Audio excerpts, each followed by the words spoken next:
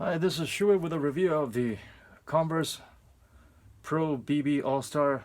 They just put too many adjectives and alphabets in it. I can't keep track. Something BB, something All-Star Converse. This one, they even have a name for this colorway. It's called the Eclipse, fittingly.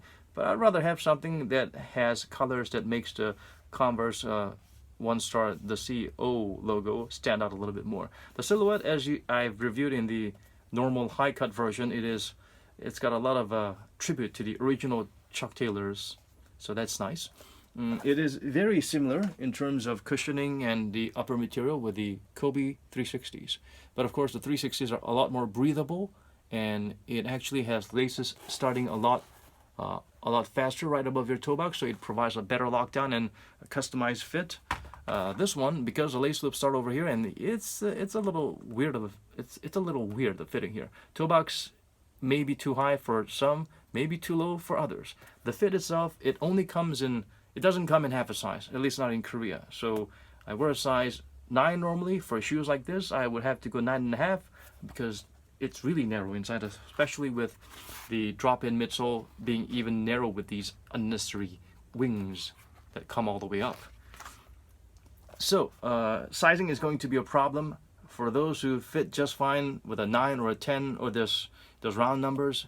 It'll be good, but for people like me who need to go half a size up, yeah, 10 is too big, 9 is too narrow, so I have a problem there. You could poke some additional lace loops there, but I would rather skip the trouble, especially if the shoe is not a dirt cheap pair. It's not exactly super expensive, but not the most affordable shoes out there either.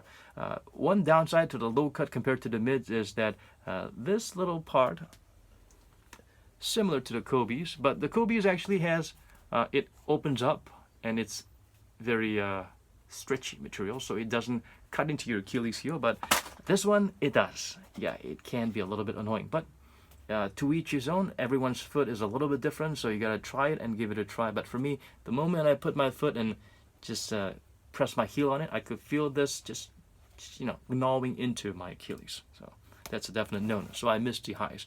And another plus to the high top version is that the high top version had the nice, cool Converse All-Star logo right here, yeah, on the ankle, on the medial side of the ankle. But you don't have that, so a little disappointing. That's an iconic symbol, logo of the Converse shoes. So yeah, breathability, almost just as breathable as the Kobe's, but the Kobe's are a little bit more breathable. Stability, it's slightly wider than the Kobe 360, so you can enjoy better peace of mind in case you're thinking about fearful of hurting your ankles in any way. So anti-inversion factor here is good. You don't have a prominent outrigger, but it's really, the base is wide enough to provide adequate stability.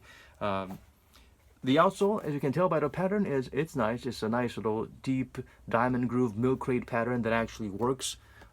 It is good, but it's not dust proof. If it gets dusty, you need to wipe a lot. So for medium to clean courts. Same applies to Kobe 360s. They grip like crazy at first, but when you go to dustier courts and it eats up dust, you start slipping a little bit inch by inch. So very similar in that sense. But the Converse Pro BBs, they're a little bit more durable because these nodules in the Kobe 360, they start leaving you and abandoning you one by one. The drop-in midsole, I guess I've covered everything about the shoe, so I'll go into the drop-in midsoles.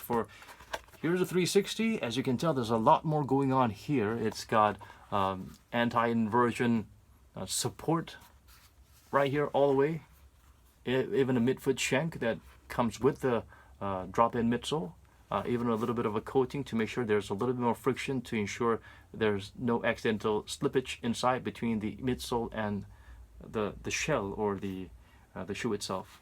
The most prominent difference is, well, let's talk about the good thing about the Converse Pro BBs. They've actually put a little coating of fabric.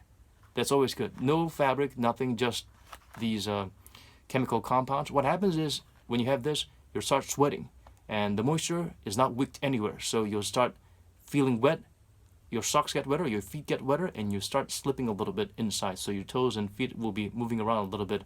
So that's not good. But with these, it's amazing what little one layer of fabric can do for you. They wick up some moisture, and they've actually let your foot settle in and form some grooves and provide a little bit more friction. So that's good. But the downside is both of them actually have this problem. It's almost uniform. It's almost straight, and your heel's always going to be compressing a lot more than your forefoot. So that when there's no visible heel to toe drop, you're gonna get hurt, you're gonna feel pain, you're going to feel fatigue. So you're always kind of standing with your heel kind of sinking a little bit.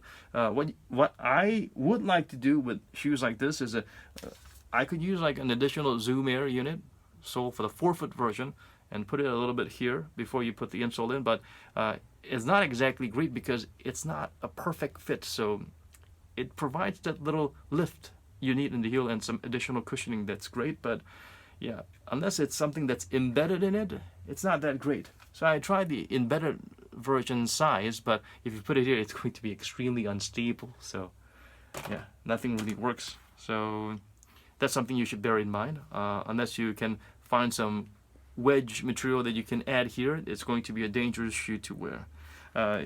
The whole React foam itself is a little bit firmer, denser. It feels more like a polyurethane drop-in midsole that used in the Hyper Chase. It feels denser than Lunar or React that I've seen in the past. So if you like that, go ahead. But personally, because it's even firmer than the React that's used in the 360, not really my favorite cup of tea. Not my cup of tea. But I suppose it being firmer, it will be more resistant, it will be more durable. You will not feel the significant bottoming out factor as quickly as this one. So that's one bright side to it. But overall, it's not exactly a superior or equal version of a Kobe 360.